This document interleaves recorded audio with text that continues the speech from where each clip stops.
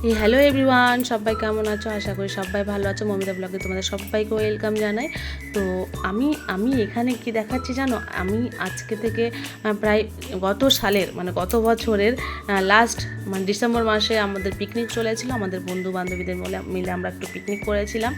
তো সেই 2025 সালের ভিডিও আমি 2026 সালে ছাড়ছি, কারণ আমি এতটাই অলস মানুষ যে আমি সেইভাবে কখনো ভিডিওটা এডিট করার সময় পাচ্ছি না। তো যাই হোক, তো এটা হচ্ছে অনেক দিন ধরে আমার গ্যালারি বক্সে ঘাঁটতে দেখতে পাই ভিডিওগুলো আছে, এডিট করে দিতে হবে, ছেড়ে দিতে হবে। কারণ কখনো যদি ফোনটা আমার হারিয়ে যায় আর কখনো যদি আমার কাছে এই গ্যালারির ভিডিও ফটোগুলো ডিলিট হয়ে যায়, আমি যেন ইউটিউব থেকে দেখতে পারি আমার কিছু বন্ধুদের সঙ্গে আমার কাটানো মুহূর্তগুলো। কারণ বয়স তো হয়ে যাচ্ছে, অনেক সময় হয়তো দেখা নাও হতে পারে।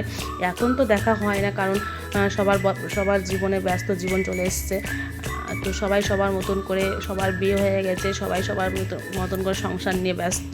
আমিও সংসার নিয়ে ব্যস্ত, কারণ আমি দূরে থাকি, আমার প্রবাসীর জীবন। আর তাদের শ্বশুরবাড়ি এক জায়গায়, এক একজনের এক এক জায়গায় রয়েছে। কখন কে বাবার বাড়িতে আসে কখনো জানা যায় না, কখনো জানতেও পারি না, আর দেখা হয় না সেভাবে।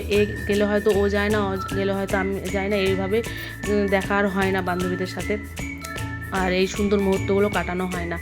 তো আমরা দূরে থাকি, ফোনে কথা হয় না ঠিক মতন কারোর সাথে, কিন্তু আমাদের মনের মিল কিন্তু এখনও রয়েছে। আমরা যখন কাছে সবার সাথে যখন দেখা হয়, তখন আমাদের যে অন্তরের মিলটা এখনও রয়েছে। আমার বান্ধবীদের মধ্যেও রয়েছে, আমার মধ্যেও রয়েছে, যে না কথা হয় না, কারণ সংসার জীবন, তো বারবার বলছি একই কথা, সংসার জীবন, সেভাবে কথা আর দেখাও হয় না, কিন্তু মনের মিলটা এখনও রয়েছে। কখনো দেখা হলে আমরা সেভাবে আমাদের মতন করে সময় কাটাই। কখনো আমরা বুঝতেই দেই না যে আমরা অনেক দূরে চলে গেছি, বা আমরা বিয়ে হয়ে গেছি জন্য দূরে সরে গেছি, এটা কখনো কেউ বুঝতে দেই না। নিজেদের মতন করে সময়টুকু কাটাই আমরা। তো এখানে সবাই আমরা পিকনিক করছি, কিছু বন্ধু মিলে।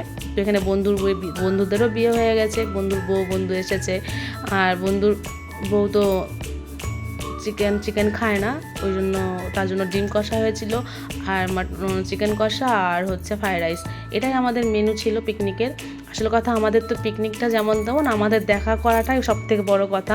আর অনেক দিন পর বান্ধবীদের দেখতে পাচ্ছি, ব্যাপারটা আলাদা। সবার খাওয়া দাওয়া হয়ে গেছে, শেষ হয়ে গেছে। কেমন লাগলো বলো?